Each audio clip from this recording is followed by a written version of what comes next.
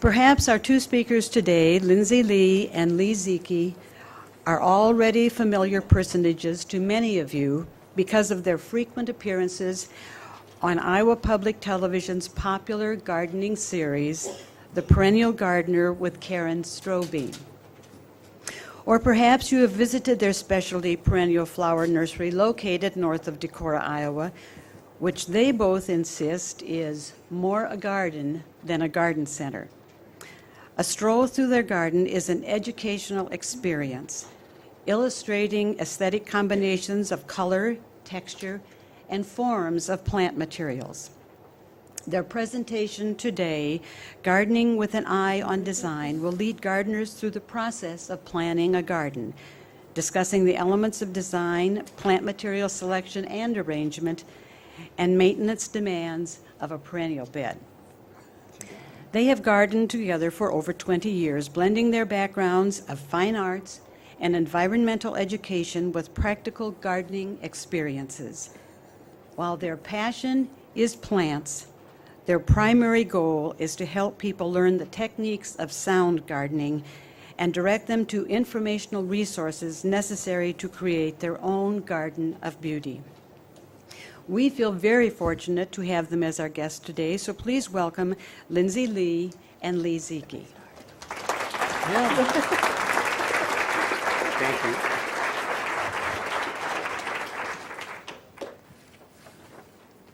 Hi. Thanks for inviting us to where, instead of a landscape of white, you have a landscape of brown. And I couldn't believe how excited I could get looking at brown this morning. So it has been kind of a winter, huh? We'd like to thank Ann Hesse and the Project Green folks for inviting us here. And the library has been very courteous to offer their facility.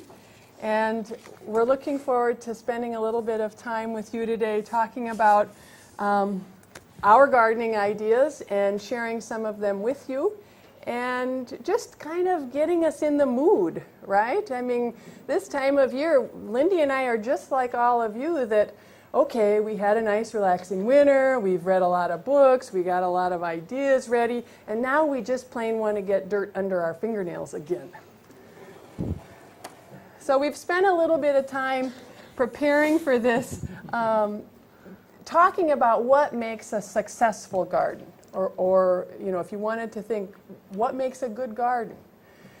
And a lot of times people will say, well, you know, if you've got a design, and that's kind of a nebulous, almost scary kind of, what do I know about design idea? And we're going to talk a little bit to kind of demystify the idea of design and let you know that really a lot of you are successful in parts of the design process now. You just haven't thought of it in those terms.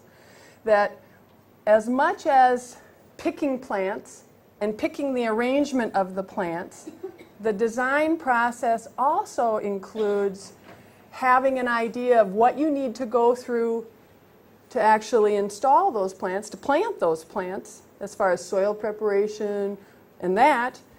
And then another major part of design planning is how you're going to take care of those plants.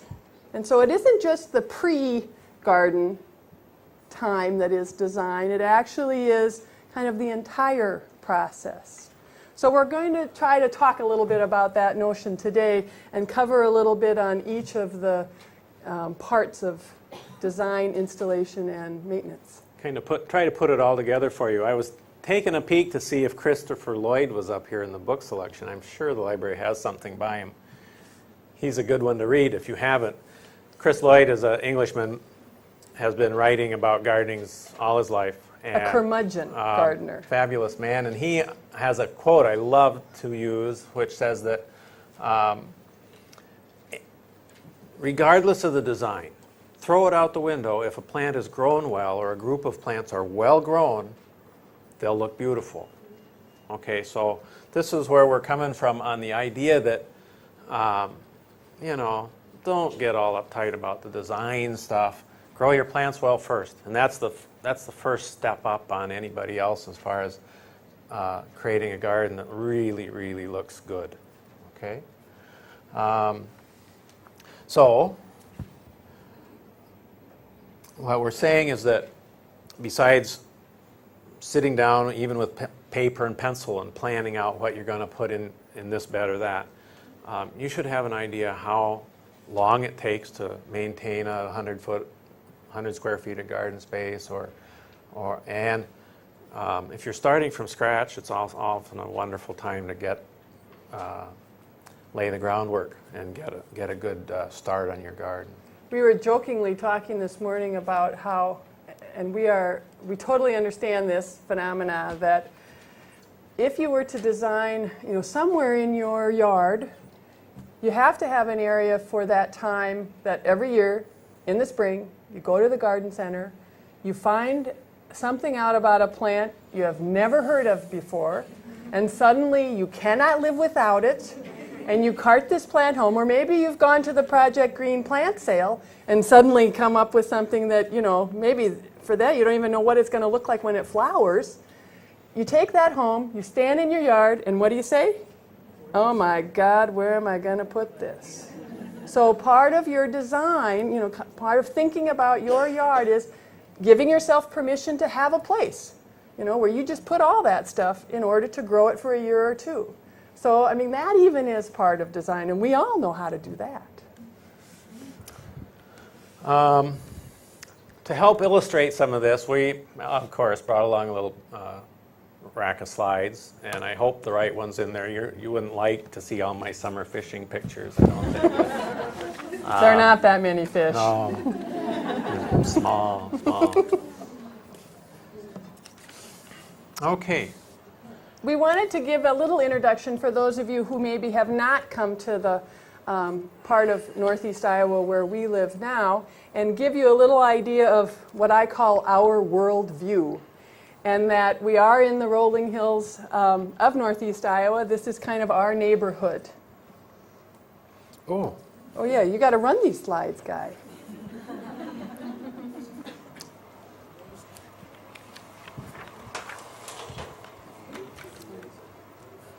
Raise it. We want you to know that we feel Well, like we live in Arctic off Iowa right now because of the good foot of snow that is still everywhere. So you guys have a treat in that you're beginning to see the sign. Someone today said they had a snowdrop blooming in their yard. Wonderful to imagine. I've seen little daffodil shoots and some planters around some buildings that we've been in. That's quite inspirational, isn't it? I was amazed at what it does to you when you first see those signs. They're not in Decorah yet. Okay, so this is where we come from. And we're at the end of Lost Mile Road, so we are a little bit off the beaten path, but you'll find this sign at the end of our driveway. And what we really are is a perennial grower. We grow mostly herbaceous perennial flowers, lots of different kinds. We have as much fun gardening as all of you. We do have a little retail sales area where we'll display our plants, but most of what we do is garden. And we have some large display gardens that we maintain and play with and rearrange, just kind of like some of you are. Lots of people come and visit our gardens. It gives them a chance to see mature specimens of some of the different varieties, which sometimes helps rather than just seeing a little potted plant, to have a chance to see it kind of in full size to know if you have the space or what to expect from starting with a smaller one. People come and get ideas of plant combinations by seeing them in our gardens. And it's a helpful, I'm one of those people that learn best if I can see something. And so by maintaining these display gardens, it makes it an easy thing to see. And in a snap, you'll know if it's something that you like or something that you don't like. Lots of time people come to just learn how different plants grow. And because we are maintaining these gardens, a lot of times we will have hints for you about maintenance ideas, like with the fall asters, when to cut them back, and how to take care of them that way. Okay, so we go from just growing plants, and I'd highly advise people to get around and view plants. Anytime there's a garden tour, or if you're anywhere near any of the big arboretums around the Midwest, or near a small city garden, anything like that. Observe plants, because it's so critical to creating a good garden. I always thought you could just take like an alley walk, because a lot of times by walking down the alleys in a town, you have little glimpses of what's going on in gardens. So here I want to pose the question again of what it takes to make a good garden. How do we design a good garden? How do we become successful at growing a garden? And I think more than anything, it takes a plan.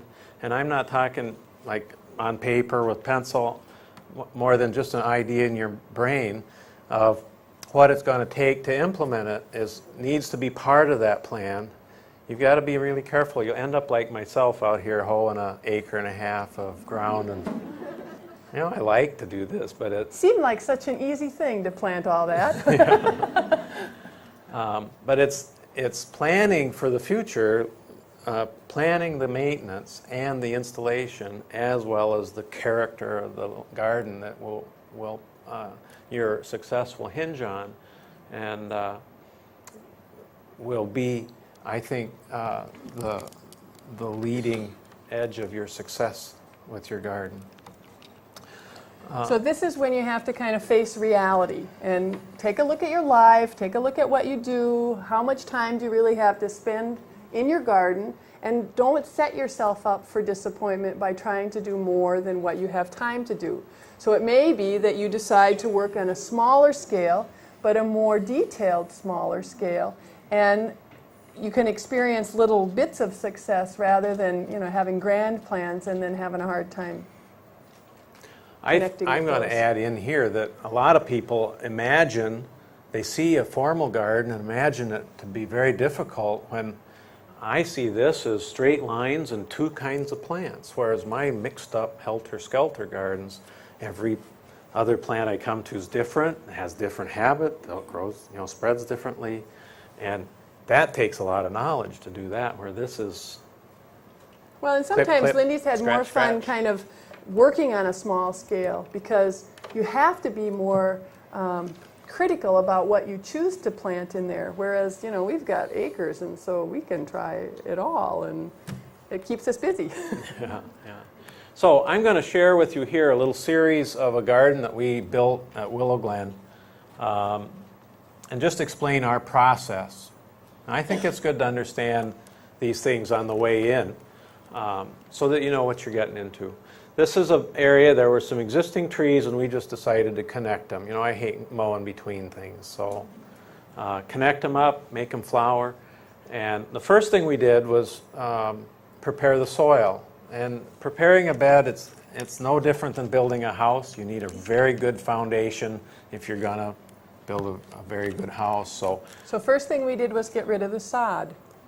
Remove sod. And you can do that by hand with a flat spade, or rent a little sod cutter if it's a bigger area.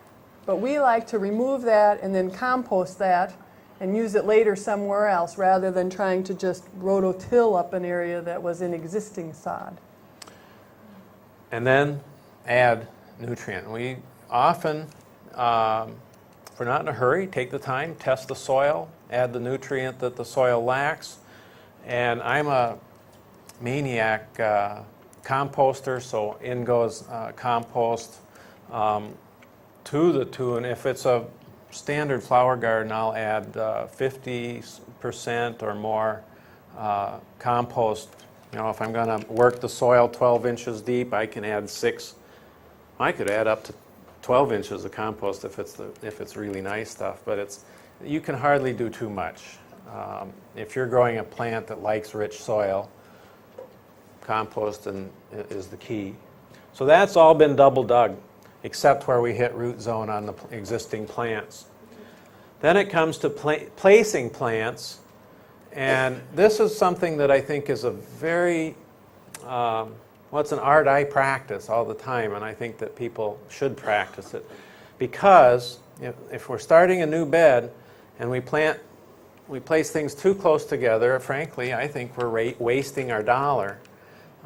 We could have had a larger bed, or we could have done another one, or bought that specialty iris I wanted, or something like that.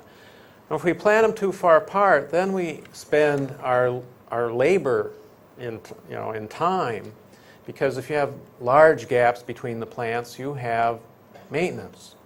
You have place where all those other things in Iowa soil germinate Right. and grow. So spacing is critical, and if it's a fine line. This is why I say to go observe plants when you're going to put them together. If I have them too close together, the taller ones will eat their smaller neighbors, and the smaller ones, they'll either have to crawl out and exist on the edge or suffer. And if it's a financial thing, maybe even though you know the bed is going to be a certain size, ultimately plant a quarter of it and get your main features planted and in the ground. Let it grow that way for a year or two, where it's going to be easier to maintain because it's smaller. Then you're basically your own nursery at this point, and when you're ready to till up a little more ground, you'll be able to divide off of those ones that you originally put in. This is practice speaking.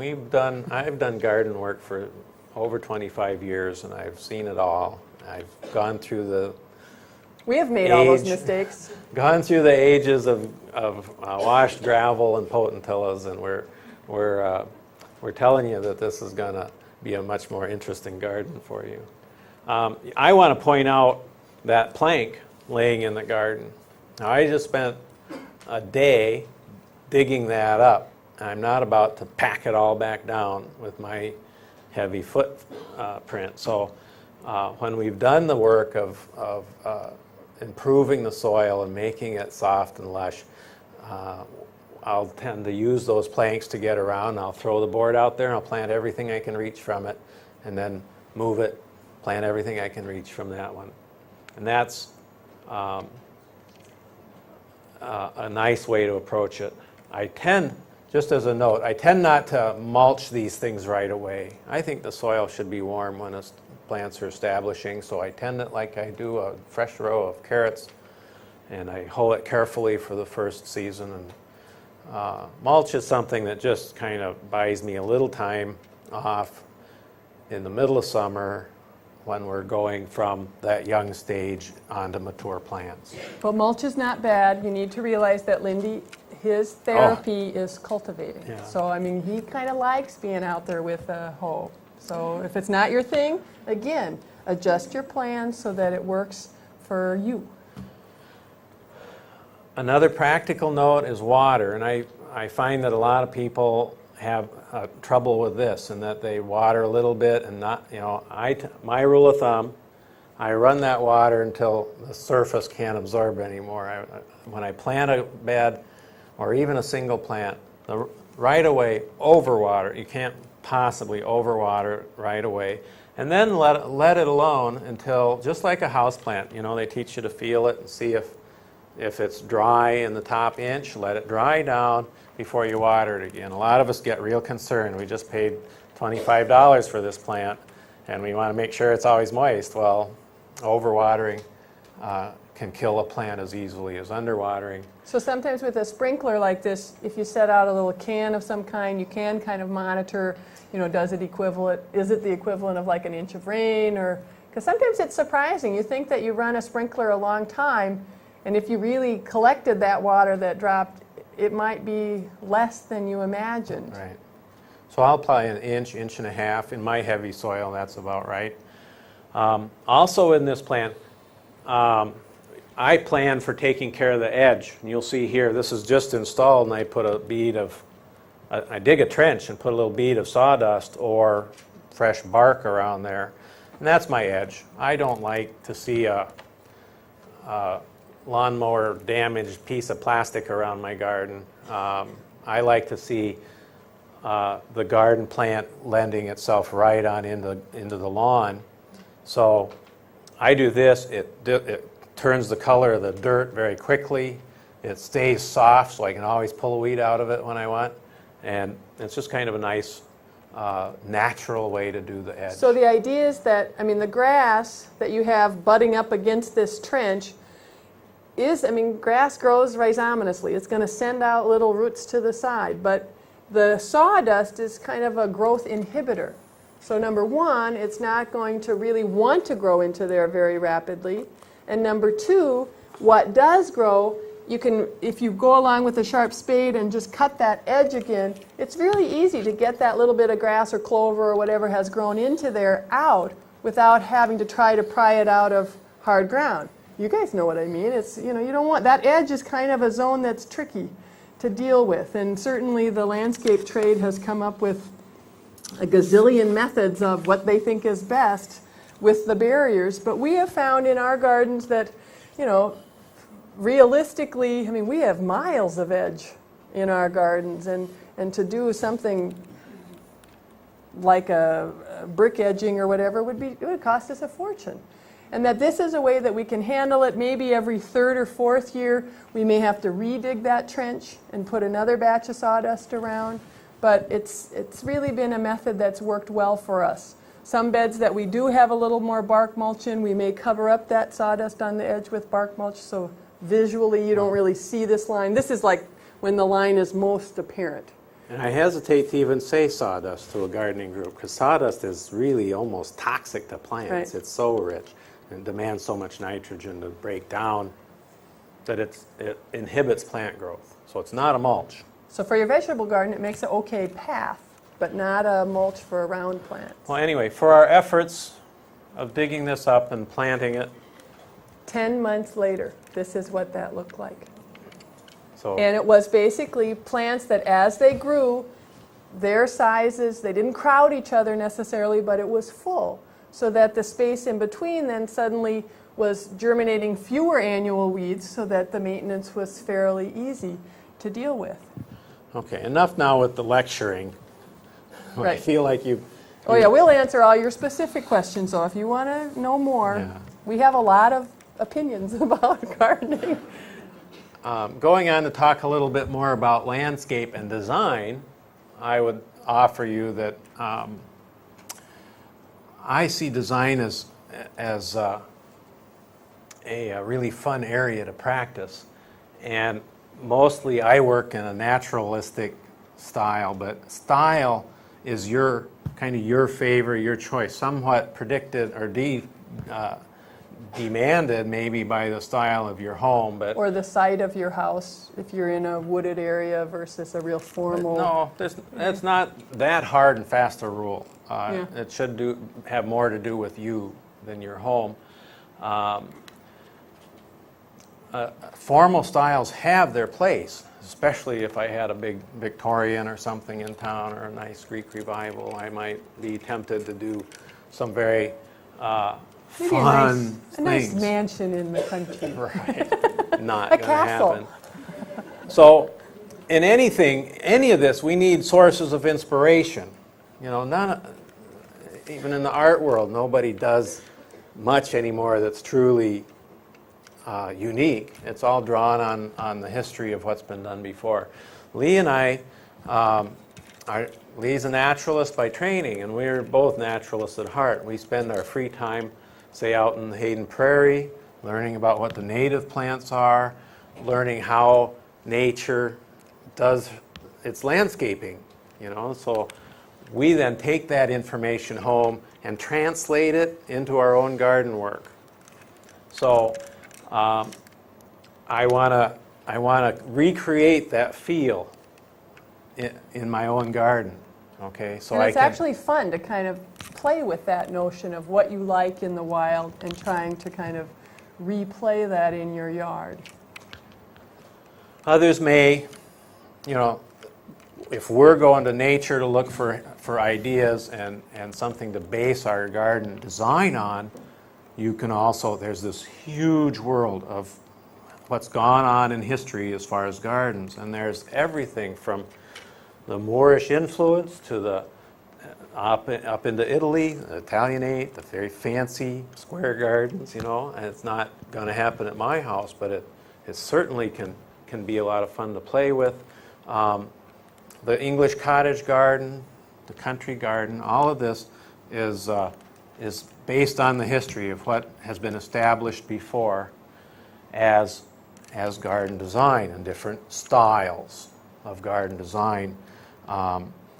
my take on it is that style is something that has been established. It's a tradition somewhere in the world, no doubt. Might be local, might be worldwide well established, written about in many books, but that's my take on style in the garden. I got to catch up to where I am. But concept then is something that you utilize kind of in your own specific situation. Right. I think the concept is your thoughts and dreams applied to that style. You know, I've always fantasized, or recently fantasized, about doing something very formal, but accomplishing that using natives, using prairie plants. You know, there's no reason we couldn't do that. It might be a little fuzzier than the Italians would have liked it, but it would be, nonetheless, it could be based on biaxial intersections and sight lines and stuff like that. So my intention is to get you to understand that the concept that I will establish if I'm approaching a project, be it my own or somebody else's. If they are telling me they want a country garden, this becomes a concept that I can follow, not necessarily a style. Okay, or the concept might be something that I've just dreamt up. It's not established as a style. There's a fine line here. Maybe I'm losing you. But I think that concept then is what's useful in establishing the mood of the garden, or a theme that will ring true through the whole landscape. And it's off of this that we start to see in a planting of an arrangement of plants, see some rhythm start to crop up, and similarities, little hints of similarities as you move about a landscape. You'll start seeing things that repeat themselves, and you'll start understanding it. It almost becomes a language that is spoken in plants. So we have a lot of fun with the people because we get to talk to lots of gardeners and visit lots of gardens during the year, lots of people have different concepts that they work from. And that's some of the beauty of what makes all of our gardens a little bit different. And we have an area of our garden where we have a water garden that we use the concept, because we like to canoe in the boundary waters, we made a little miniaturized version of our favorite Northwoods Lake there in our yard. And so that concept was a fun one. It was very meaningful for us, and it was great to work with. But we've had fun visiting with people about, wanting to grow all of the plants in Shakespeare, or wanting to grow a very formal rose garden, or what are some of the others? I did have one person that was going to grow only plants that love was in their name. Wouldn't that be kind of fun? It was going to be like her anniversary garden, and so those are kind of concepts that you can just kind of dream up one night and decide to play with. Or Lindy's idea of a formal garden but all native plants. Wouldn't that be kind of a fun kind of twist on things? Okay, in designing garden, there's a new concept I want you to understand, and that's the spatial thing about gardens. What do we need most in a garden? It's room for us. After all, we got to get out there and enjoy them. If we build a big garden, if we had a space, filled it with plants, how are we going to get out and see them? So, probably the biggest thing, the biggest goal of any person that would be helping you design a garden would be to help you arrange space. Space is not the final frontier. It's what we live in. Okay? It's what we use. So the first thing you do is decide what your space is for. If it's sitting in the shade with a beer after work, great. Make sure you got that space. we can do that. It's easy to figure that out. We need a shade tree or a structure. We need a chair. Hopefully 4 chairs. You don't drink alone. Or maybe you need a space because you like to hang your clothes out on the line. So some Right. of it is There's just the functional utility, space. the functional There's space. an in adage your that yard. says form follows function, and they use it whether you're designing a car or a piano. You've got to have the use in mind before you design the thing. Okay, so I'm thinking kind of a negative thing, but it's space. Whether it be paved, grass, water, whatever. We're talking about the space that you and I occupy in the garden. I divide that space into two things. This is an open area. It's intended for it's where I go and pause. It's indicated by chairs.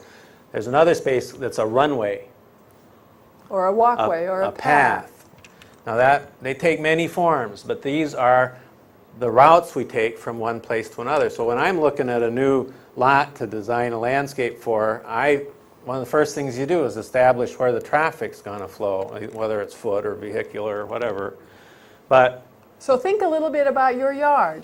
And you know the path you take to the garage or the path you take to the compost pile. Well, you can't put a garden right in the middle of that because it wouldn't make sense.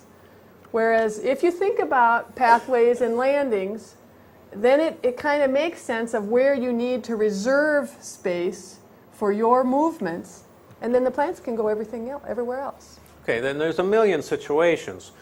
You might have a formal garden, and one of your criteria might be an intimate small space. Here we have it. You might be in the country, and you get from place to place. This is pretty much not in everybody's classic idea of a garden, but it's a runway, isn't it? It's a place. What I find that's really fun to do with that pathway, that runway, is to make it so you barely, if at all, see the destination. Don't you want to go down that path? That really that's draws what a path us in. does. It draws us in, makes us want to go. It creates movement. So if you can create that in your yard, and then at the end of that path have a destination. Might be your front door. It might be your front door. Function again, back to function. This is a front entry to a house. Apologize, it's a little dark. But I always end up saying goodbye to my guests about an hour out on the front landing. And so I like to build front entrances so that they have plenty of space to gather and linger on the way in and out of the house. Or, maybe your runway is getting you to a business or something. And there's no reason we can't make that a pleasant experience, even if the building is a little bit off. But anyway, this is our major function in the garden, is to sit out here with a cup of tea on a Sunday morning and read the paper or listen to birds. But that's what our main goal is to have that leisure space. You may need room for volleyball stands, or it all depends on where you are. And if you have Paso kids that are going to be playing ball, you need a bigger space. It's based on very logical choices. It's not a big artsy thing. And I would just as a recommendation say, divide up the yard as much as you can. As human beings, smaller spaces are more comfortable to us, at least to me. Where are we? Okay, little hint here. When we have runways and landings well arranged, a really nice place to add detail is in the interface between the two. Now we start adding little tidbits of interest. This little garden path comes to the house, and we've built a beautiful set of stairs. That's kind of elegant, and that's where we add a tremendous amount of interest. Or in a garden setting, a gateway, a little arbor, a trellis, things like that are useful fixtures. And what they do is they signify that I'm passing from one area to another. So that's just a little trick in the trade, I guess. So once you've kind of identified where those zones are that you need space to have your chairs or whatever, then we get to have fun with the rest of the area. That this is where you can work with plants. So it's funny, we've talked about garden design, and it's taken us all the way up to here to get to the actual point of thinking about what plants you want to put in a spot. And certainly this is a fun part of the whole process. This is kind of why we do this. And we have 4 guidelines that we want to go through, that we kind of little criteria that we think about when we're trying to work on what plants to put into a new garden. This is where you might want to pay attention to your sheet. This is where we've identified some of the plants that are in the slides. In fact, this one is the first one listed, and I have tried on the slides that have more than one variety that I'm always starting at the front of the slide, or the plants closest to you, with my identification. All right, so this one per se is the anemones are the pink flower in the front, the calamagrostis, the ornamental grass there in the middle, and then the eupatorium is the Joe Pye weed, the tall purple in the back. So basically our 4 criteria are height, flower form, texture, and color. And we see them in order of importance how I said them. In that order. So what we start with, what she's saying, here, height, Let's think about it's pretty height. easy to understand. If I put a 3-foot tall clump of rudbeckia on the front and then put a little coral bell behind it, the coral bell's gone. You might as well not even have bought that one or bothered your sister-in-law to dig it out of her garden or wherever you get your plants. And it can be kind of frustrating. This is kind of a trial and error thing to learn sometimes because, you know, those little sticks that are in the stakes don't always tell you, you know, how this particular plant will grow in your soil. I mean, if you've got really rich soil, you know, that one that says 15 inches might get to be 30 inches. So some of it is don't be afraid to rearrange things if you need to after you've really seen how it grows in your spot. But height is really a key. You can do wonderful things. I think about looking at say a grandstand or an amphitheater, and I want to see those plants arranged that way. So they graduate, and every row it gets a little taller and taller. Now you need, I'd say, a minimum of 8 feet of depth in a bed to start doing this. I often get people that come in and say, I've got 2 feet of space. What kind of plant combination can I do? Now I have to apologize. Uh-oh. Oh no, I guess maybe I am on the right one still. We're on the Artemisia one. And I then guess we that's have, right. I'm sorry. this is kind of a standard combination, but you can see, with that sedum or behind the rudbeckia, we'd not know it was there. Now, our gardens have evolved over time, and certainly you could come down and find a little ground cover sedum way back in the middle of the bed. It's lost. It's been given up on, but hey, I'm not going to. The other thing you Rip can it learn about height sometimes is that there are some plants that maybe in the books and stuff list them as quite tall, but they're very airy. And these are ones that, you know, it's hard when people ask me, well, how big does that get? Because it's kind of a see-through thing. And you really could bring them closer to the edge and still get the effect of seeing the plants that you have behind them. So again, we operate under that there's no better way to know about a plant than to grow it. And so you can research and prepare, but you know, my advice is just grow it and see what happens, and you'll know, you know, in an instant if it should be back farther and or if it is something that you like. And the wonderful thing about most perennial flowers is that they're not all that hard to move. And so, you know, it isn't like placing that spruce tree and then 15 years later realizing that, ooh, it is in the wrong place.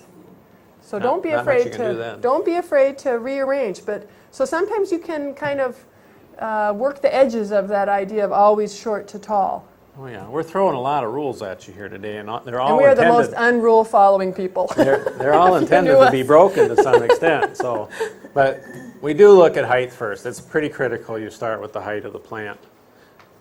And then the next one is flower form, not necessarily color at this point. So we're just looking at what the shape of the flower is. And we find that the most interesting gardens that we visit are ones that have a good variety of flower form. The first one was the ligularia with the spikes. Delphiniums are spires, so these are all kind of vertical plants to work with. Well, we're illustrating that there's They come in different shapes. Spiky plants, spiky flowers is one flower form.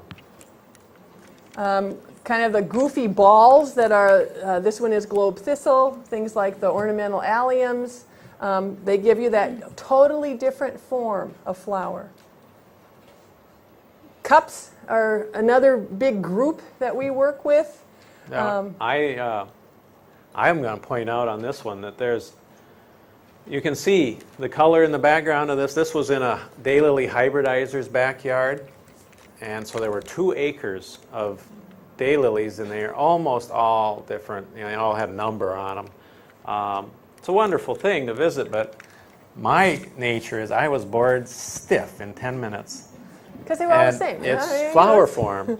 It was all the same, and I walked through. Here's the yellow one. Here's a peach one. I was out of there. It was, and others were not crawling. interesting. They were so Oh, excited. yeah. But we think, to really kind of work some magic to vary that flower form. This is another one kind of like a cup. One other big group, if you just thought kind of daisy-ish like flowers, this being the purple cone flowers, the black-eyed Susans would be similar. Then there's a group that Lindy likes to call the fluffies. And they're the ones that have little clusters of flowers.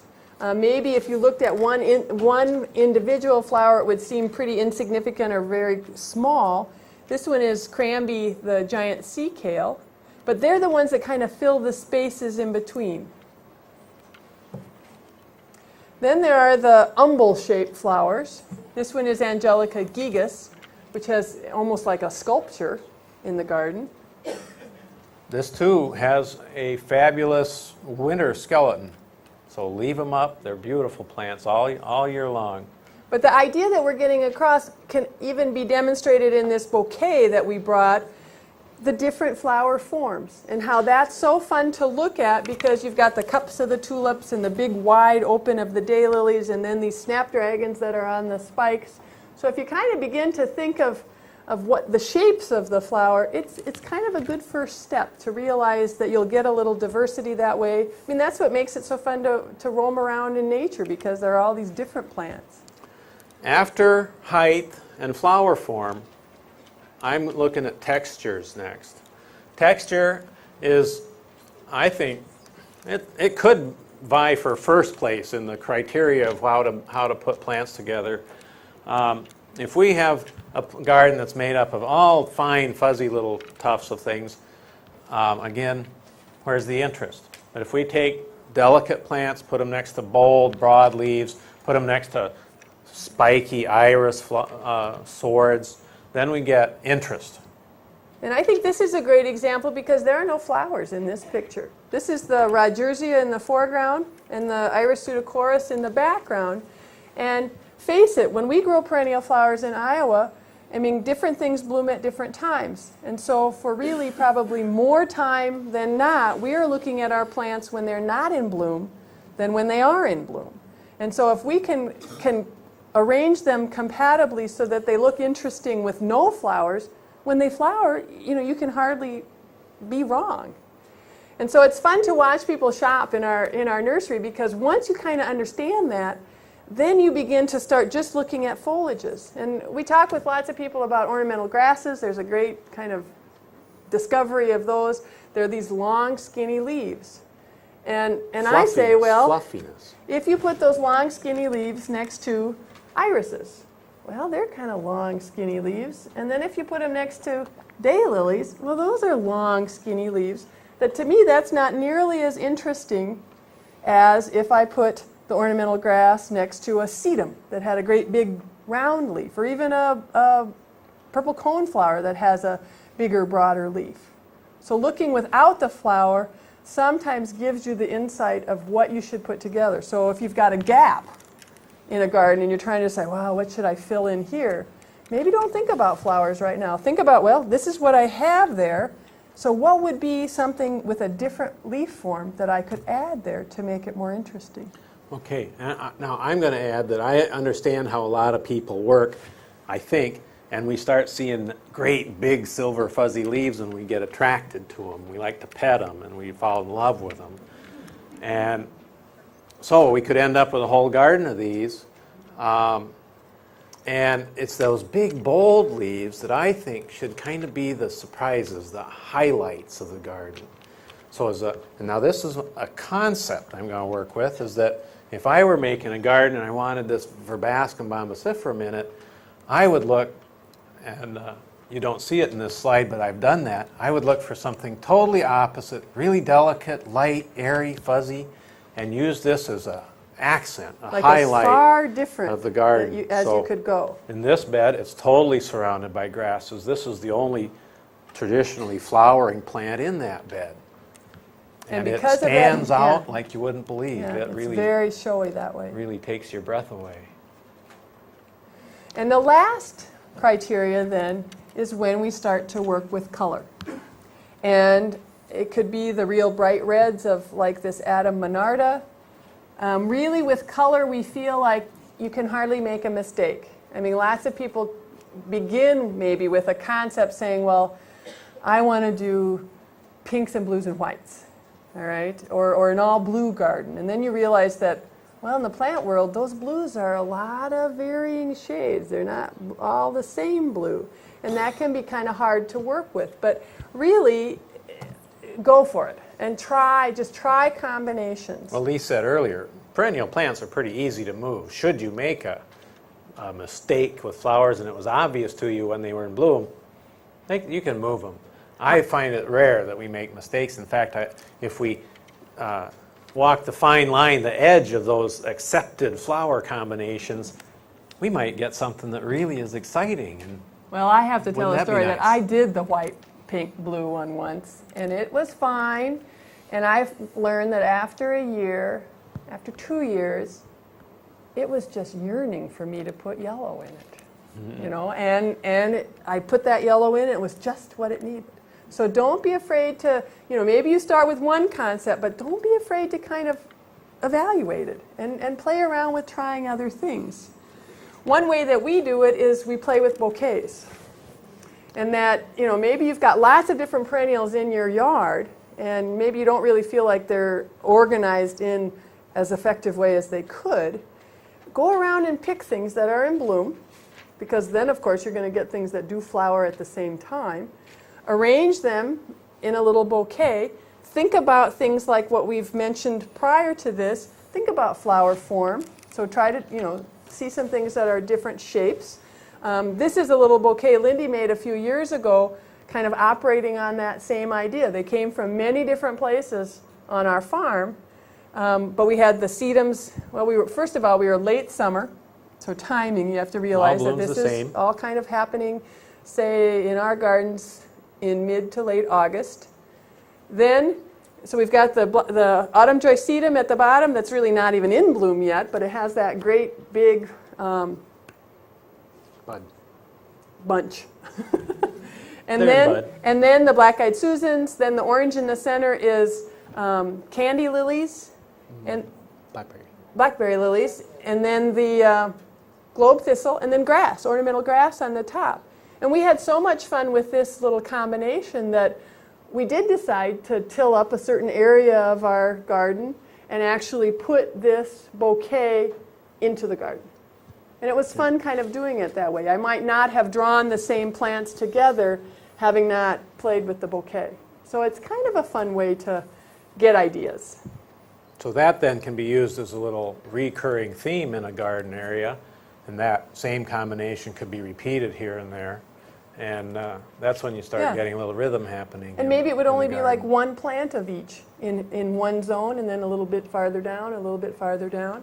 Another thing we like to do that I'd suggest, if you try the bouquet method, take pictures. I mean, maybe you're not ready right away to change it, but snap a picture of it and keep that, and that can kind of be in your little garden journals of, ideas, future ideas. I mean, we all have that. I mean, I have a list of plants I'm looking for and don't know if I'll ever find. It's kind of an easy way if you're not a journal keeper like Karen Strobing or Lee.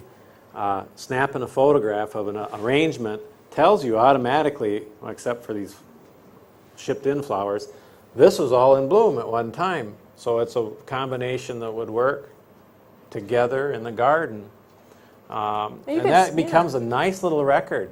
We keep files of slides of bouquets, and we have dozens and dozens of them because we continually make bouquets out of the garden, and that becomes a little reference. If I want to spice up the garden somewhere, and and I happen to have a bunch of blackberry lily in it, I can go back and look through my slides and go, oh, you know what? This was blooming at that time. That would work, and find something to go with it. And we almost have to do that because, like I said earlier, we're all learning about plants that we didn't really know about before. And so we have to come up with ways to kind of incorporate them into the flowers that we have. So we see it as an indicative sign when somebody asks when our garden is done. You know, when is it finished? And we all know that, oh, it's never done. I like to quote Carl Forster, plant breeder, nurseryman from Germany, who's passed on now, but he gave us black-eyed Susan, the Rudbeckia Goldstern variety. He hybridized and selected dozens of perennial and annual plants that are standards for us now in the garden. He's one of the most prolific plants people of our day. And he said that when he died, he wanted to come back as a gardener in his next life. And the life after that, a gardener as well, because the subject was too large for one or two lifespans. And that's where we're at on And this. I think that's what keeps us all interested in it, is that we enjoy learning and we enjoy, seeing different things and trying out different things in our gardens. So with this, I want to ask, review a little bit. What does it take? What do we put together to make a nice garden? And certainly arranging space, be it intimate or Grand. Football field, whatever. Arranging space is I think, one of the first things to make it so if I walk into a garden, a yard, a house, landscape, or public, and it works, it has a functional rhythm to the space, I feel more comfortable. Space involving the runway being our pathway from landing to landing. Those spaces based on a function, surrounded. Then once we arrange the space, we surround it with well-grown plants. That's that practical side. You grow the plants well, put that energy up front. Those plants should have a nice variety of form, an exciting arrangement of texture and color combinations, thought out or not. Who'd have said Pink and chartreuse. Yeah, right. It was something that was almost taboo not long ago. We start to create a garden that is fun to be in. You'll get excited on your way home from work because you're going to be able to then spend an hour in the garden before dark or whatever. So this is my goal, is creating a garden that I want to spend time in, and my guests, my friends want to come spend time in it too. And we want to invite you to come and spend some time with it too. And certainly consider this an invitation to visit our gardens if you happen to be in the Decorah area. We actually are kind of out 15 miles from Decorah. And I think the next thing we'll do is take a little break so you can write down questions. We'd love to answer them. So if you've got specifics or more general questions, take a little time now and fill them out. Ann, where do you want them to take them to you or take them to here? Or? They can come up here with them, and there are people with name tags on. They can hand them. Okay. Or give them to me. Right. Hand questions in to any of the name-tagged people or even set them up here. And take a look at the Project Green information over here. They have that great plant sale every spring in May. I have all kinds of people who tell me about the stuff they get at it. So it's wonderful that your members kind of share their gardens. Well, we want to give you a hand right now. Thank you. Smash that. Thank you, Emily. It looks to me like questions were not a problem. It's called being overwhelmed, so we're really going to get going, and I've been trying to group these so that we kind of answer them, and starting with that question about, lots of questions about sawdust, Oh, yeah. and also how deep would you dig the trench for the sawdust Start edging? there, we can start there. So on that area that we used the sawdust trench for the edging. Are we on? Okay, on? she says yes. And I work in shovel increments, so one shovel full deep. Doesn't matter how deep your So- shovel is. If you're really, you can gauge that to your own desire. you couldn't make it too deep if you were Right, you know, but really basically, shoveling. I'll just take a spade and I'll dig a little trench along the edge. I usually take that soil, throw it back in the bed, mix it in. You know, no need hauling it away. Sometimes to make the edge, the outer edge, a real straight cut, so that where the grass comes and then it's a straight cut, then he just throws the rest up. Okay. And again, the sawdust is almost a dirty word for gardeners. Deep-rooted, well-established roots could tolerate a sawdust mulch, but in general, if I'm going to take it from the, I use that sawdust to restrict the growth of my grass along the edge. That's not saying I use it as a mulch. If I have my choices for mulch, I use compost. My nice fresh compost is my first choice. I can never make enough of that, so I take dump truckloads of tree bark from a sawmill and I compost those. And that makes a nice mulch. Fresh tree bark, to me, it Like ties shredded up bark. nitrogen close to the surface, so I tend not to use fresh mulch or fresh tree bark. You can use it. I would, if you do use fresh bark, top dress it with a little nitrogen fertilizer, but I tend to just really like to add the nitrogen to the compost pile, compost a pickup load or a dump truck load or 10 dump truck loads of mulch from the sawmill. So usually And, you can get use that. sawdust if you've got a place around that maybe makes pallets or a sawmill that saws lumber. I'd say maybe some of the Project Green folks would be good for kind of Resources. ideas of where to find it here in the Iowa City area. Up our way, we have a number of places that there are little sawmills that you bring your buckets or your truck and they're kind of like, take it. And I think as gardeners, we all need to be more and more demanding. I think there should be, if it's not readily available, I would like, if I lived in Iowa City, to be able to call somebody up that had a 3-4 yard dump truck and say, I want a load of that composted bark delivered to my garden. Don't you think that'd be the way in an ideal world? So if we keep kind of calling for it, maybe someday it'll be there. This business of getting all that material in little bags, to me, is not sustainable. Right. The other thing, when we put the sawdust in the trench, a lot of times then we'll like step on the trench to kind of get it compacted, because we don't want the mower wheel to fall off that edge and scalp it. So you want it so that it's fair, and in our case, we don't want somebody to stand, kind of misstep into that. So you kind of have to pack it in there and bring it up to the same level as the turf. Okay, on to other questions about preparation. What do you I like this suggest one. for conditioning a new garden in clay soil? We have clay soil. I really believe that we've gardened in it all. We gardened Oh, in yeah. this black river bottom sand along the Wapsie River. Best ground we ever had. We to live. grow a garden in. I used to live south of here, down by Hills, and gardened in that soil.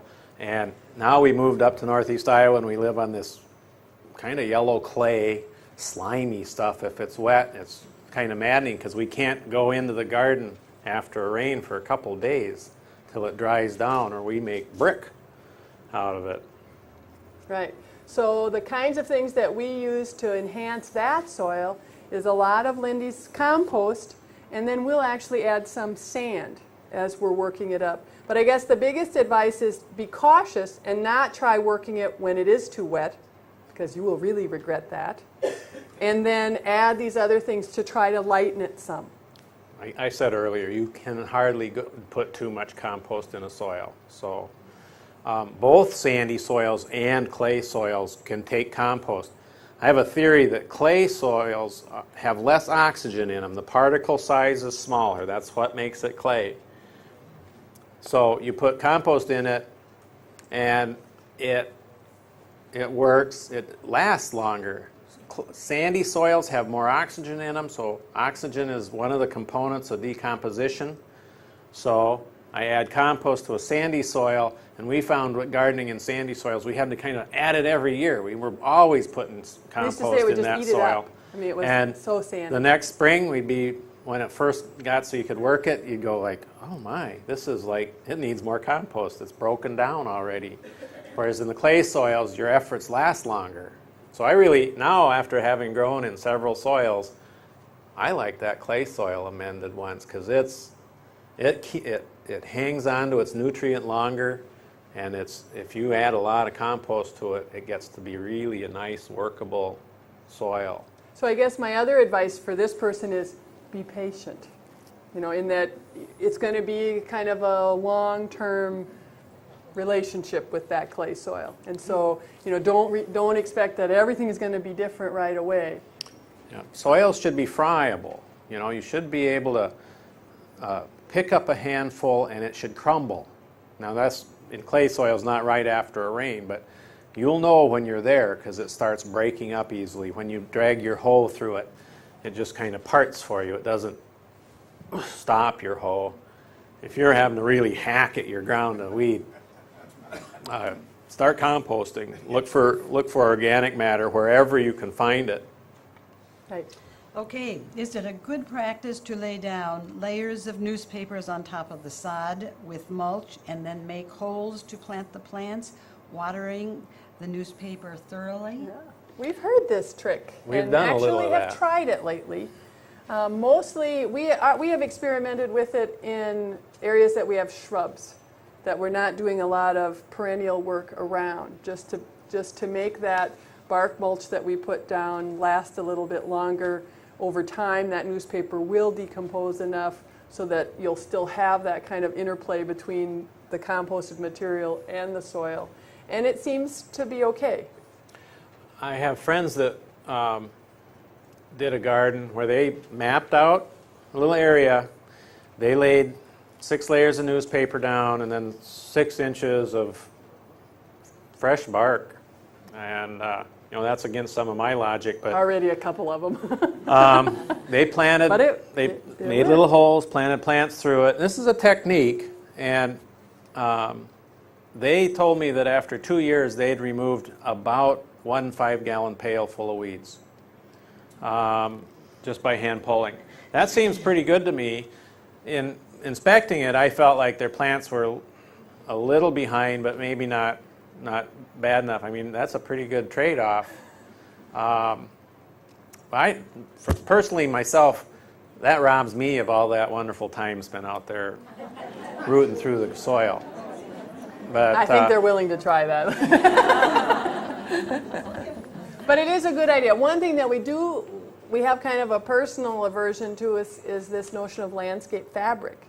That seemed like a great idea, right? You put this thing down, it's kind of porous, the moisture will go through, you can put your bark mulch on top, never pull a weed. Well, this is Iowa. Weed seeds blow in, then you're pulling weeds on top of the fabric, and then in our notion of what makes a good garden and enriching our soil, you don't really have access to that. All that composted material is stuck on top of the fabric. So we really are kind of old-fashioned gardeners and believe that we're working with our soil and think that if you're going to work a perennial bed, particularly where things are going to get bigger, some things you're going to want to let reseed because that's an easy, cheap way to get more of the plants that you want, working with that landscape fabric is very hard. And if you ever have to remove the fabric, if you move into a place that has it, that is a job and a half. right, gardens to me need to be able to change. And if I have that all packed in with landscape fabric and gravel, then I don't. You're limited to plants that don't stool out. You're limited to things that like the extra heat of the gravel. And I think my biggest thing with it is I think that gardens should look like somebody cares for them, and those don't look like anybody cares for them to me. So. Okay, that was a question that That was someone had, so it's already about been landscape answered. fabric? Yes. Well, Or barriers in the soil. right. So I think if you're going to try a barrier, this newspaper idea is the one to try. It's of all the ones recycling, that are hey. out there. Yeah, kind of. You did mention Lindsay, when you were first speaking about double digging, and somebody would like that clarified or described? Okay, double digging is a technique. Again, I love running a shovel, so I love double digging, and it's something that you can get into. It's a rhythm. Basically, I wish I had a chalkboard, but I'll just explain. You dig a trench. I usually go about 2 shovel bites wide. I'll dig a trench 1 full shovel depth deep and set that aside. In the bottom of that, I put, well, depending on my soil, at my house, I put compost and sand kind of mixed in that trench. Any fertilizers I might like, if I decide I need phosphorus, I'll add some rock phosphate or whatever, rock phosphorus. And that's... and then you kind of fork that. And I loosen that up with a fork, just loosen it or turn it. Then you go to the next zone over and dig that first original trench again. Next door to that, flipping it over onto what I just loosened up. And when I'm done with that, I usually top that with some compost. So then I've got a trench here. Add compost to that trench, loosen it up, fork it in, do the next trench over, and little by little you can work your way through the whole garden. Now it seems like it takes a long time, but I've done a couple beds that way in our own gardens, and one that's really regular, I'll use an example. It's a growing area we use for producing plants, and we dug that. I had a helper, and we spent a day on it. I would think that the space was probably about 20 feet by 35, 40 feet.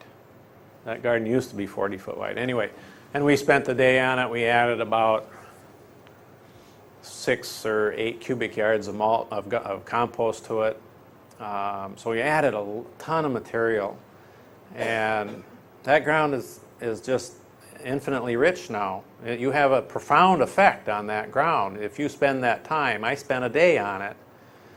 And it will be many, many, many years that ground is going to grow plants like you wouldn't believe. And it's really remarkable how the difference. Because there's ground right next to this that you come out sometime, I'll show you. Right next door there's plants that suffer, and right here plants that just, you can't believe how big and robust they are. So we say that any effort that you want to make in soil preparation, you will be repaid exponentially by that hours of digging, by how much easier and better your plants will grow as a result of that. Imagine today that soil is soft and loose, and I usually, when I double dig, I usually get down to about 20 inches, just with 2 passes with a shovel, and that's nice root zone. It also, having changed the whole texture of the soil, it's very easy to cultivate. That soil, even after rain, breaks up. The first bed that Lindy ever double dug, when I went in to plant bulbs in the fall, I really didn't need a trowel. I mean, I could just kind of push them, and get them down 4 inches, 6 inches, because it was so well worked up. So, certainly choose how much you want to get into it, but remember that whatever you add to your soil, whatever work you do on the soil, it'll make growing your gardens easier. That's not to say you can't just scratch the ground up and plant. It in. I mean, we live in Iowa. Fortunately, lots of our soil is very fertile and easy to grow in. But sometimes gardeners, we get to be kind of a scrounging lot, and if you can find, a good source of compost. We talked a little bit during the break about the Iowa City composting site, and I'm not sure what the material looks like that comes out of that, but scrounge around a little bit and see what you can find. And in Decorah, we have a city composting system that everybody takes yard waste to, and they turn it over. It's a pretty low-key system. The guys that do it hate it. This is a job I think Lindy should have someday. And the compost they team, still turn out a pretty good product. Even in Decorah, without even trying hardly. And they're actually almost trying not to, but somehow or other, it still all rots. And then there's all these candy wrappers in it, you and have potato to chip out bags. Trash because they don't. But it's free, and so that's right. It's a I've way built that you some can really get nice access. gardens with that around Decorah. So we've always thought that there's some weird irony in the fact that Lots of people, they clean up their yards, they take all the organic matter away from their yards, and then they go to the stores in the spring and they bring it home in a sack. You know, it's like, well, you had it once. So this idea of kind of maybe making a compost pile, if you've got the area in your yard that you can work it. I guarantee you'll find out that you can't make enough compost for all the things you'll learn to do with the compost, but it's better than nothing to start your own. Or maybe a neighborhood could have one. That would be a good idea. You know. This is a question that after you have created a new bed, you've amended it, you've double dug it, is there a length of time that you should allow before you start planting in it? And I think maybe this might refer to the fact, do plants sink too low in the ground if that hasn't like if it settles. has settled yet? I would say if you just finished double digging and you wanted to plant it, you'd have to kind of guess. It's going to settle. If it's been rained on once since you did it, don't worry about it. Or if you want to apply water through a sprinkler, you could make it settle once, and that's plenty. So no, I Go wouldn't. for it right away. I wouldn't overbury them right away, but I would maybe hold off. I do think a lot of us, I think as perennial gardeners, a lot of us should look into the fall a lot. Everybody's so in a hurry to plant in the spring, and that's nice. We need it now pretty badly. Psychologically, we need it badly. But I have more time on my hands in the fall. I don't know about you. And so I look so forward to fall coming because that's when I prepare new beds. I have a bed at home that's just waiting. It's been dug up. It's ready to plant. Isn't that a nice feeling coming into spring? So fall is also when our soils are usually a little drier, so it's easier to make them break up. So it's a better time to work ground. So I do a lot of that soil prep stuff in the fall, let it lay over the winter. Boy, is it ready, and I am too in the spring. So that's a nice scenario. Or, prepare. An old timer once, when I was asking about pruning trees, he said, the best time to prune is when your shears are sharp. Okay, well, same thing's true about your shovel. Best time to prepare soil is when your shovel's ready. So. A couple more questions about composting, which and I think you might have touched on. What kinds of materials would you use to create your own compost at home? And secondly, do you work compost into the ground around already planted plants, and how do you do that without disturbing a root system? I'll start at the beginning of that. I use anything I can get my hands on. And he's probably tried just about everything. But really, any organic matter, any dead plant tissue. Now, if it's too big, I throw it in the wood stove. If it's smaller than that, I compost it. And we grow 3 acres of willow, and there's a lot of scrap waste from that. The coppiced willow, and we throw that in a pile, and it's slowly breaking down. So everything to me, everything. So garden waste, you could put lawn clippings, leaves that you've raked off. We unfortunately don't have we do trees that leave scraps, leaves on meat. the lawn, so we don't rake lawn in the fall. We don't get to do that. But one year But I go to town and get leaves. Yeah, all Luther College leaves went to our house one year because they do pick them up. Right, but so any organic matter. Right. You may need to add a nitrogen source. Now, a green leafy matter like lawn clippings would be a nitrogen source, or sprinkle a little nitrogen fertilizer on it. I use that sometimes if I've got a dump truck load of bark I want to do. So it's kind of the relationship between dry and green. So because you can't just put all dry stuff on there and nothing's really going to happen. So you need to add a certain percentage of green and then to make sure it has enough moisture. Right. Roughly compost mixing 80 dry, 20% green leafy matter. Any composters agree with that? It's if you get and you can vary that by 20% either way probably, but that green leafy matter has still got a lot of the nitrogen in it. If you're working with anything if you're lucky and have animals, that manure will have a lot of nitrogen in it when it's fresh, and that's a good thing to use to mix in, because that's just kind of compost with a head start. Now, what was the second part of that question? Adding compost Or around to existing plants. Existing plants, if I have really nice fresh compost, An existing garden, I just use it as a mulch, and then as I scratch around, pull weeds, it gets mixed in and it becomes part of the soil that way. So maybe like an inch. I would tend not to like lift a plant and mix the soil and put it back in unless that plant was really dying on me or something. And I felt it needed an extreme measure to get it back to life. Or if you've got a new zone, you know, that you've got a space for a plant and you've worked that hole up, sure, work compost into that before you plant your new plant in. If I'm working in the existing garden and I've decided this is a plant, we're getting rid of it. I don't like that color daylily anymore or something, and I'm taking it out. In goes, well, before the next plant goes in, it first goes a wheelbarrow full of compost, and I'll dig that in and mix it and then replant into that hole. So that's, with an existing bed, that's what you're limited to, either using it as a mulch or one hole at a time when you rearrange. But that's why, if you're starting a new bed, don't be in such a hurry. Take your time and get the bed really prepared well, and you'll surprise yourself. 2 questions on materials. Do you fertilize perennials, and what do you use? And also, what do you think of using preen for weed control? Oh, yeah. I'll take preen. It doesn't matter. Preen is, to me, is kind of an evil thing. Well, it's an herbicide. It's a pre-emergent herbicide is all it is, and it prevents weeds, or Seeds. not weeds. It prevents seeds from germinating. All plant seeds. Okay, take Good a and columbine. Anybody like columbines? Yeah.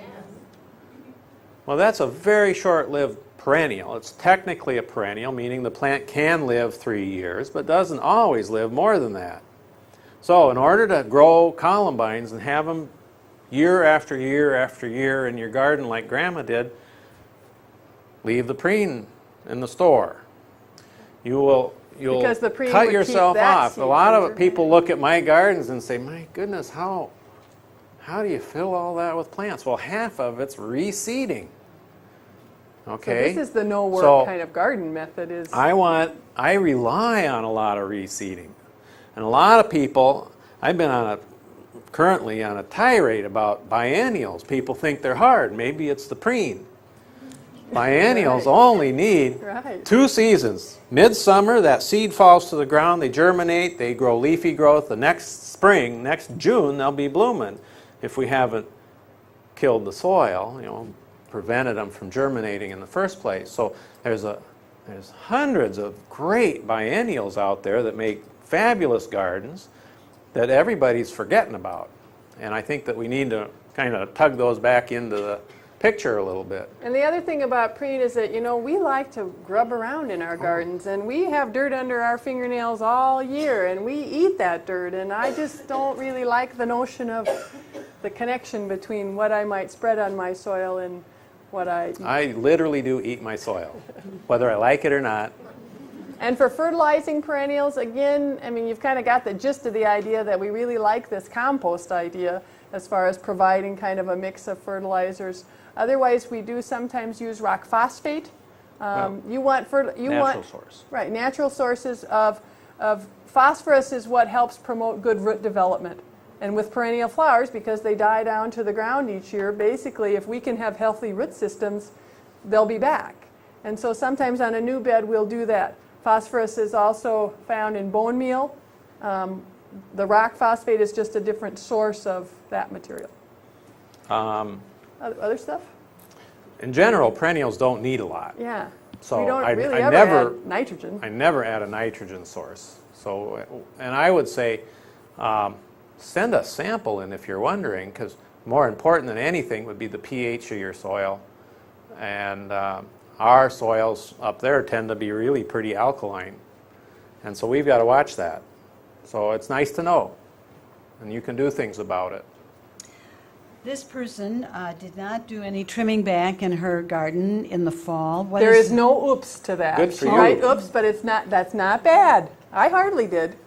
When do you do it, and how far down do you cut back perennials? We cut in the whatever spring? we can afford to leave up, we leave up. But we do have a strategy for what we cut in the fall, and this is kind of based on that don't have to work so hard then.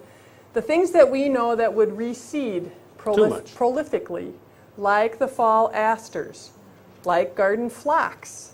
Those are the things we go through and cut in the fall. Everything else we leave up. And then and on those, we cut them to the ground. I mean, you know, however close your clippers get. And then in the spring, which, you know, for us, hopefully in a month, we'll be able to go out and we'll trim back everything else. And sometimes I say it's an attitude thing, is come fall, you know, I'm kind of ready to do something else. And so that idea of having to cut everything down is more than I want to think about. So I wait till spring. I'm anxious to be out there now, and trimming all of that back and seeing what has come up through it is great fun. Some of you are paying attention to Karen and Bill's shows on PBS, are already familiar with Pete Udoff. And he's this is a whole nother from idea. Holland. Yeah. And he's the rage in Europe right now as garden designer. He actually designed the winning Chelsea Flower Show booth this year. He's developed a theory, and I'm really eating up this idea of adding another criteria to the selection of plants, and that is their winter interest. And he wants plants they look like with dead. with a good skeletal nature Basically, so that in the winter season. They look good without cutting them away. And so he's working to create whole gardens that are based on plants that have rigid stems that hold up through the winter months. And it's really interesting to me. If you read all his books and you see his gardens, you'll start to understand that most of them are, well, a lot of them are Iowa natives. 80% of what he's using is North American native prairie plants. Right. Because they're His name is Pete they're Udoff. tough, good plants. Oudulf, something like that. Pete is P-I-E-T. But I think he started playing with this idea because he was designing a lot of public gardens where there wasn't someone going out every day looking at it and snipping here and snipping there. And so he wanted to have that effect that would be pleasing, even though the maintenance crew could only come through maybe once every 2 weeks or even longer than that. So it is kind of a fun idea to think about what they look like when they're past their blooming time. And a lot of them are fascinating. You know, astilbes and stuff have kind of a neat looking seed pod. So that's a whole kind of aside. But we leave everything standing that we can.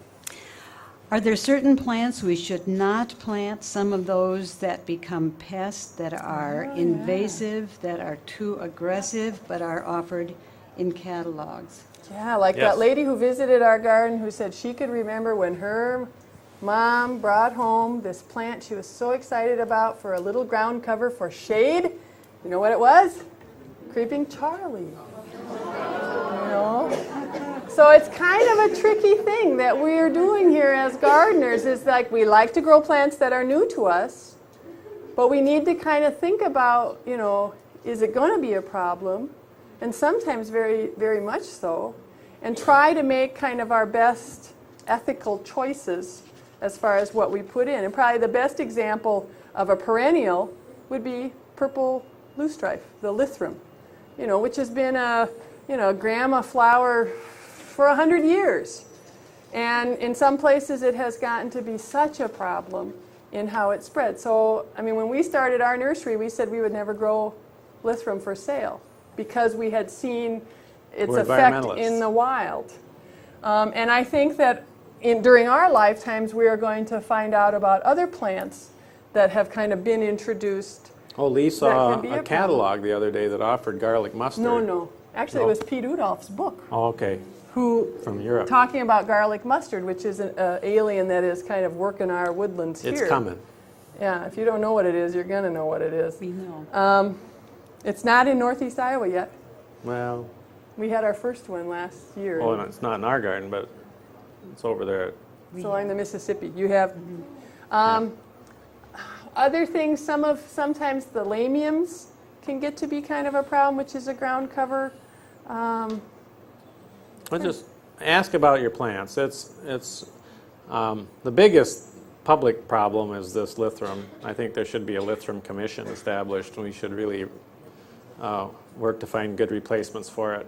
But it's everybody's responsibility. And it should be the nursery industry's responsibility too, but they don't always seem to care. Another thing that I think is a potential one is, in ornamental grasses, this miscanthus, which is a huge group, and for us, most of the seed heads come fairly late in the season, but the hybridizers and folks who are selecting them are trying to find newer, earlier blooming cultivars. And I think if you choose some of those, you may actually find viable seed happening and starting to get that thrown. In the southeast U.S., Miscanthus is kind of a miscanthus problem. is getting a bad name, and that's because they have a longer season and it ripens the seed. And So I just think watch you guys, for it. even just being that much farther south than us, I mean, we haven't had too much of a problem, and this is one good reason about living in the north, but it's because the season is short enough. So you might also want to choose a variety that's a little later flowering on the miscanthus. Yeah. The Iowa legislature has passed a law about loosestrife. It is now illegal to grow it or sell it Yeah. in Iowa. And that just happened this spring. There actually was another year that the legislature had made it a moratorium in Iowa on the purple On loosestrife. selling it. And I actually talked to a state botanist about what Iowa was doing research-wise as far as trying to control it, and they were at the point of importing some leaf-eating beetles to work on it, which even that makes me a little nervous about what that will do to us. But certainly there's been hundreds of thousands of dollars spent on trying to learn to control Lythrum, and I don't know if we'll ever quite get the handle on it. Here's a question on Sorry. rehabilitating a garden that has become crowded or overgrown, or that you want to redo a garden. How do you save some of those plants? How do you move them around to other beds? Is it a time when you think that some plants just need to go, but they really don't want to lose flowers that they've enjoyed in that garden? I think we should all garden with a critical eye, and if you're growing, plants, they make good compost. So if you don't, That's where part of it comes from. if you really don't like what you're seeing out there, maybe we bought a whole bunch of an Asiatic lily one time that seems a friend was raving about, but when it grew in our soil anyway, it was the most washed out pink. It was more pale than the ones in this arrangement, they ended up just plain going into the compost heap. And I think that's wise. I always say I can judge the progression of the gardening disease by if a person can actually compost their iris roots or not. Or if they're giving them away Because still. they multiply so fast. If you're dividing them regularly, as you should, you have more than you can use. Rejuvenating a garden is an interesting thing, and that's an opportunity to be selective about what's in it. And I would recommend, if it really needs a serious redo, establish a new area, a set-aside A area. holding bed almost. Pull the things that you really like out, set them aside, and maybe quackgrass has worked its way in. There's an opportunity to get that all dug out and cleaned up, or whatever is the case. It means then you're at the beginning stage. You can, you're better off than most of us because you'll be able to dig that soil up and test it, improve it, amend it, to all you want, unhindered by the plants that are existing, and then take those plants that you pulled out and put back. Well, with another exception, those are big mature plants probably, so you'll have not just 1 gallon pot to put in, but you probably can split them at least 4 ways, if not 16 ways, and that's when you can have a lot of fun. And that this process of rejuvenating a bed might take a season. I mean, by the time you get it all dug out. So don't be in too big of a hurry either, because you've got a new space that they're fine in, they're going to grow okay there, and it gives you the time to really attend to that soil without feeling the pressure. Another thing, there's a group of women in Decorah who all work together, and this is kind of my suggestion of how to rejuvenate an old bed is they work a deal. There's like 6 of them. 4 or 5. Yeah, and they all go to each one's garden for an afternoon, okay? So it's like they can get a lot done in one garden with 6 of them working than just one. And so during that time, they dig up stuff, they're giving things to each other, they're kind of sharing what they have. And then the next week, they go to the next one. And so they have a great way of not only sharing their joy of gardening, but getting some of that big, tough work done in a little bit quicker method. So my advice to this person is get your friends, work on it together, offer to do some stuff in their yards too. And that's how plants pass around. Here is a question about what type of vining or climbing plant would you suggest for an arbor or a vertical structure in light shade? Depends on how tall it is. What's your idea? There's a lot of ideas.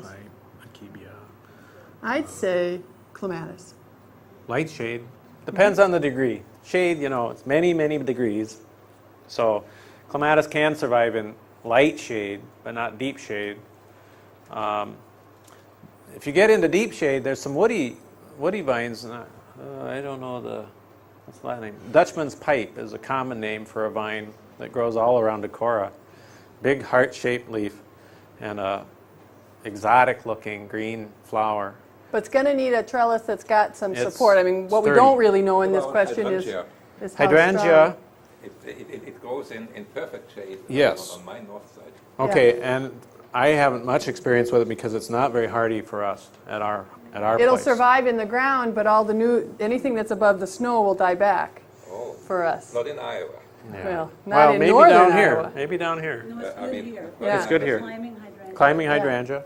Would be another That's a idea. woody, though. Again, Which I means always it like doesn't die back to to the warn ground. people, vines get to have tremendous weight, not to mention the leaf that catches the wind. So when constructing trellises, I see all these trellises in catalogs that can be shipped via UPS, and there isn't one of them that's strong enough to hold a full-grown vine. So latch onto a good carpenter and have them make you a structure to hold your vine. We grow a plant called Akebia quintifolia. Is that right? Is that close? Mm-hmm. And that's an exotic-looking little vine, 5-leafed, But it can get pretty big. little I maroon mean, flowers. Yeah, we're covering our shade like house porcelain with it. vine, I suppose, would be another one that might work, which wouldn't give you a lot of flowers, but at least would give you kind of that lush effect. And the honeysuckle vine can take some shade. Liniferus sempervivum. Again, maybe not as many flowers and more shade. This person is asking about incorporating perennials in a bed that has a lot of bulbs in it. How do you, Make space for one and still have room for the other? and still not overwater one and water the other enough? How do you blend the bulbs of spring with a summer perennial garden? Bulbs to me are a second layer, and they're intended to go right, underneath and over the garden. So I plan my herbaceous perennial garden, and then I go back through and plant bulbs right through it. So think of drifts maybe of bulbs rather than kind of evenly spaced And I bulbs. almost do them regardless of each other, because the spring bulb display is really prior to all the major growth of leaf in the flower garden. Some of the later bulbs, like the alliums, are They don't have much leaf, so so that darn they near don't really leafless. take up much space, only vertical. So you get your geraniums and whatever can be on the ground plane, and these stand up above it, and so it's just another dimension. And I tend to garden them separately. If you've got a really dense bulb planting and you're putting in perennials, you're going to hit them. I just split them up and replant them anytime maybe you move run them into around them. a They little bit. rarely. Bulbs are amazing things. I've tossed them out under, and left them lay on the ground and had them sprout out in the spring and grow. They're amazing things. So anytime you hit one, take the opportunity, split it up and replant it. Or a good suggestion is if you're thinking about adding bulbs to an existing perennial bed, the tough part is you plant them in the fall. Well, your garden looks different in the fall than it did in the spring to know where you really want these drifts of color. So a couple of ideas. Certainly our friend Karen loves those little flags, and so she would flag places where she wants to put bulbs in the fall. I might be more inclined to take a little snapshot and then identify some zones where I have room for flowers, and then come fall, take the snapshot and say, oh yeah, this was little den and here's the space here. So sometimes with just a little extra planning, you'll know the gaps that you have that you can fill with spring bulbs when it's time to plant them in the fall. Give us some names of long-blooming perennials. I feel like I'm taking a test and Yeah. like, am I going to get my PhD at the end? I wish. Well, everybody knows Rudbeckia. You saw a dozen pictures of it in our show, but are we getting tired of that one yet? I don't know. It's a good one. In with that, though, those late summer plants, some of those go on. The Eupatorium, Joe Pye weed. I think Geranium sanguineum has a pretty darn long blooming time. For a small it's kind of a plant. low spreading of the hardy geraniums. My next choice would be Astrantia. Oh, now that's a good Masterwort is a common name for it. It takes For partial part shade shade. and has a little straw flower-like blossom from white, greenish white to pink and into some deep reds now. And maybe actually the question that was asked, this is kind of like Pete's idea of it isn't so much long blooming, but long time where they look good.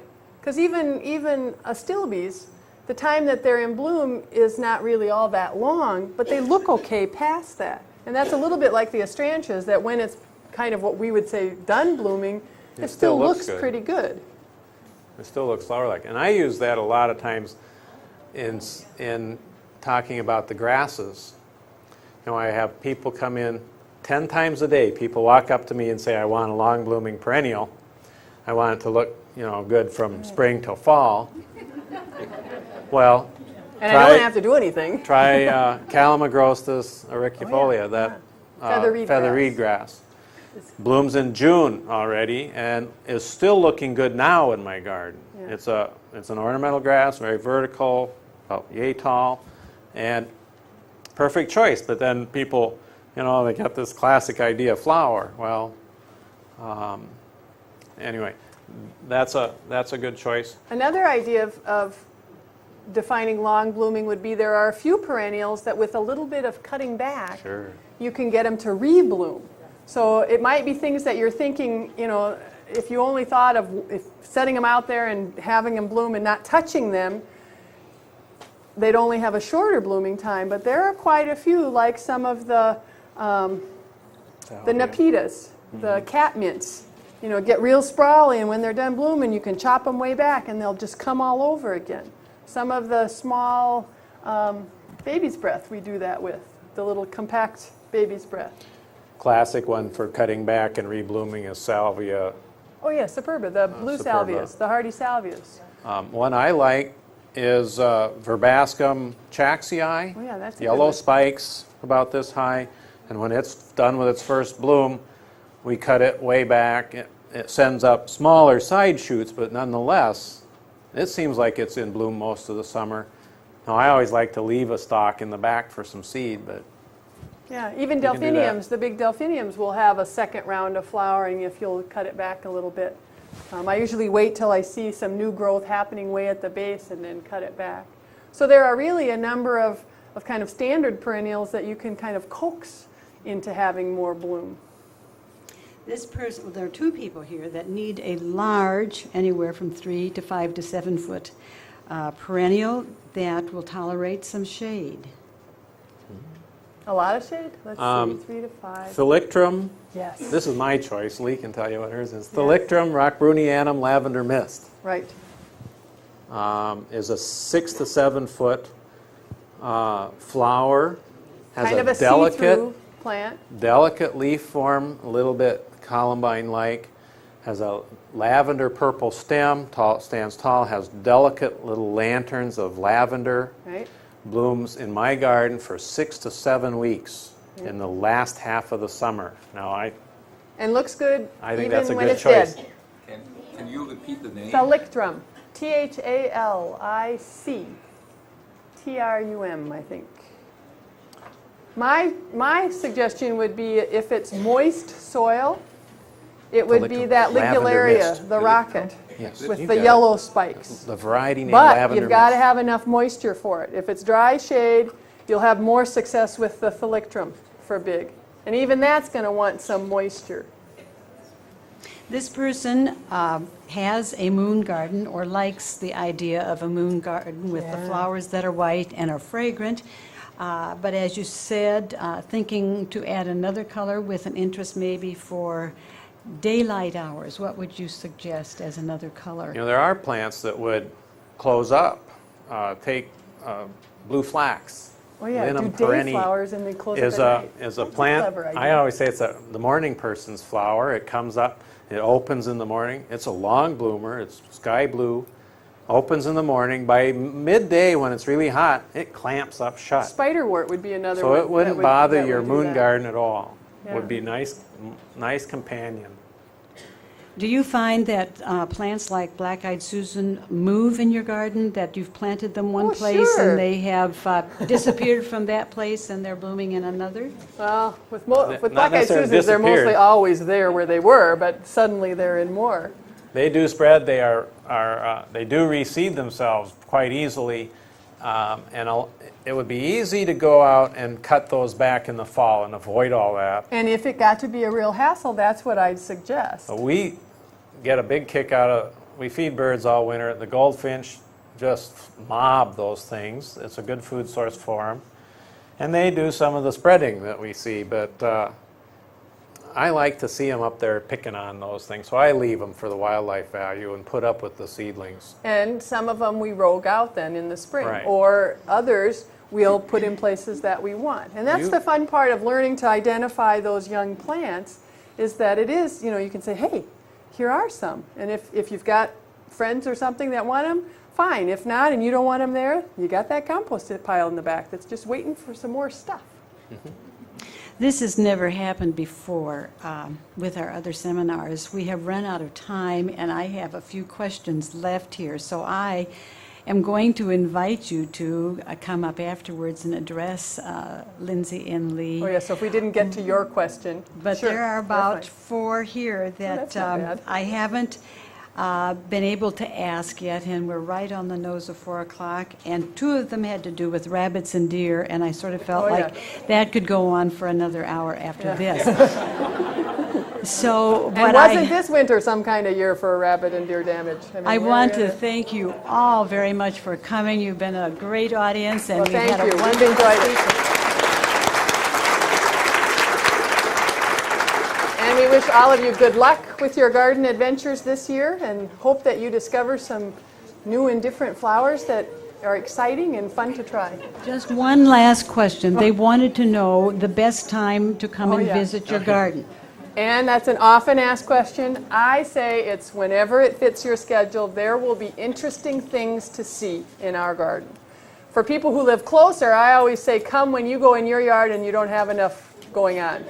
That there's not enough blooming. So come to my garden and see what's blooming.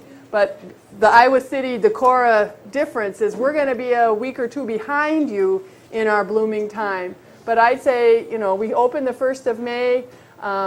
It's not my favorite time because there's a little more in pots and less in the garden. And for you making the trip, if you pushed it a little bit later in May, you'll see more of the rest of our gardens. But really, end of June is good, end of July is About good. every 2 weeks, I'd say. Right, maybe stay- we'll get a bus line between Iowa City and... Stay as long as you like and visit with the people here. And once again, the library and Project Green, thank you for being here this afternoon. Sure, utilize some of the books and services that the library has. Thanks.